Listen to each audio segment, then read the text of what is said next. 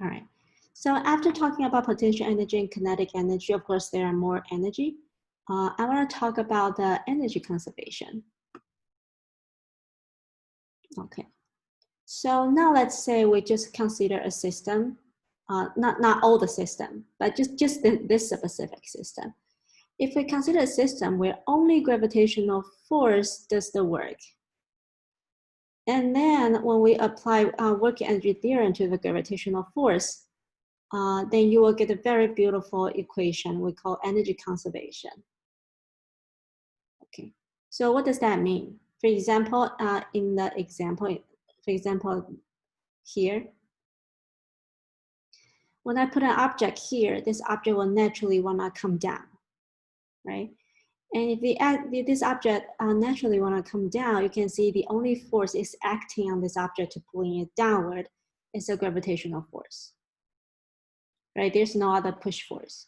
Well, there is a normal force, but the normal force does nothing to this motion, so we don't need to worry about that.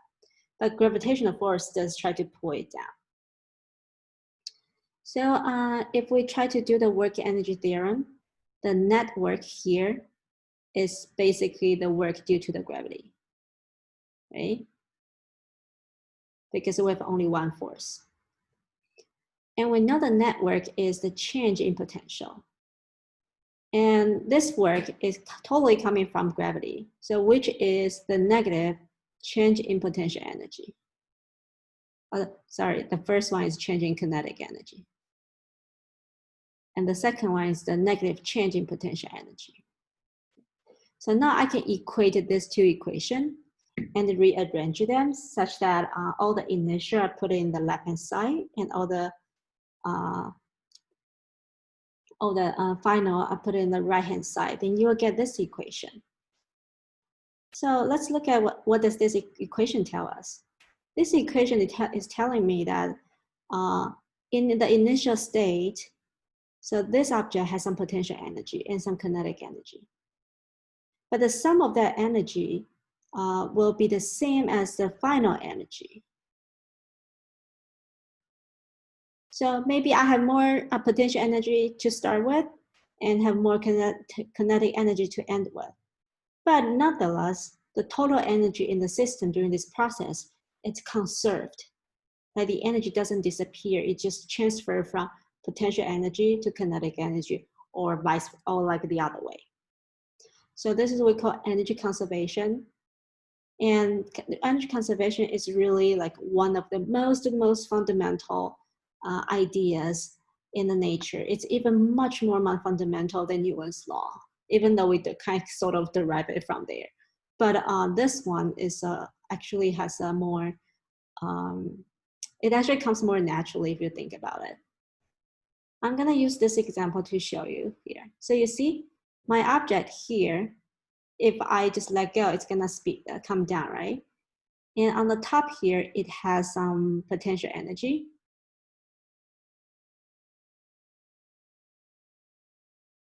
But it has no kinetic energy, right? So initially, my object has this energy. So the total amount of energy here, total, is just mgh. And when this object slides down, well, it loses all of the potential energy because it's lower. So the potential energy here is 0, but it's picking up some speed. It's getting faster. So the total energy at the final state is 1/2 mv squared. And because in this process, there's no other force stealing the energy or giving, this object extra energies. So these energies, they are like currencies, like they're like your money, right? They don't just disappear.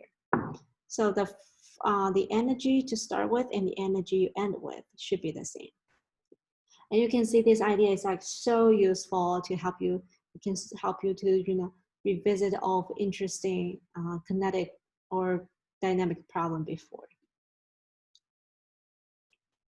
Okay, so let's take a look at this one. It's pretty much the same question, but I just put in some numbers so you can imagine.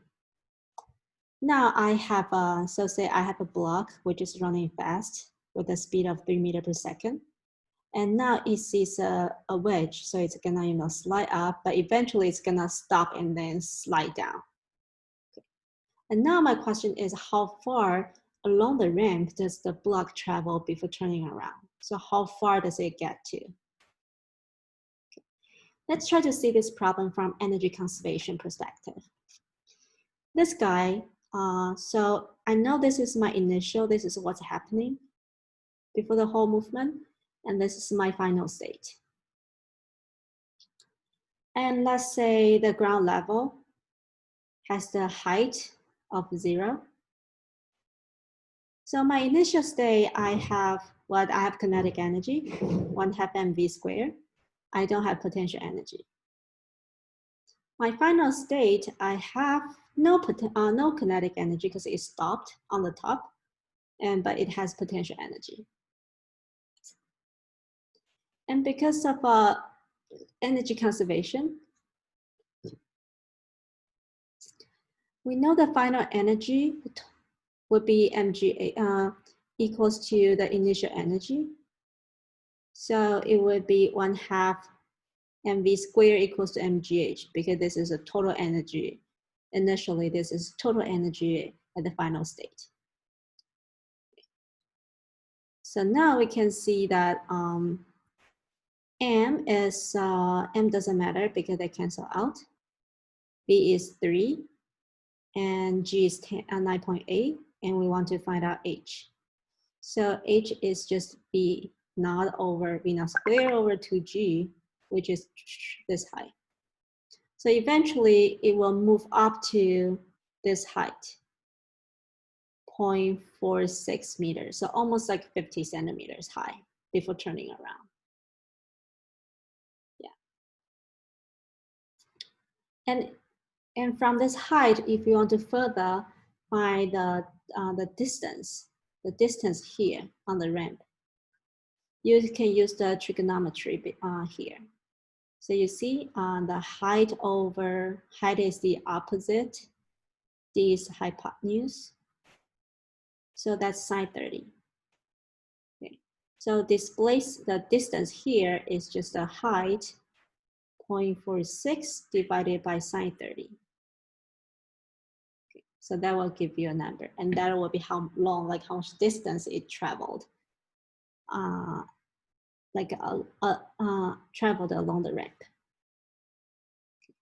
So yeah, so you see, like it's a very simple ideas to find out distance with energy conservation. If you don't do that, then you will need to, if you do it in the dynamic way, then you need to, draw the free body diagram, analyze the acceleration, then use the acceleration, by using use acceleration to find the displacement, like in the kinematic problem. So you see, it's a lot of steps if we do it by force. But now, if we do it by energy, things just become a lot trivial. Okay. So your final answer is 0.92 meter.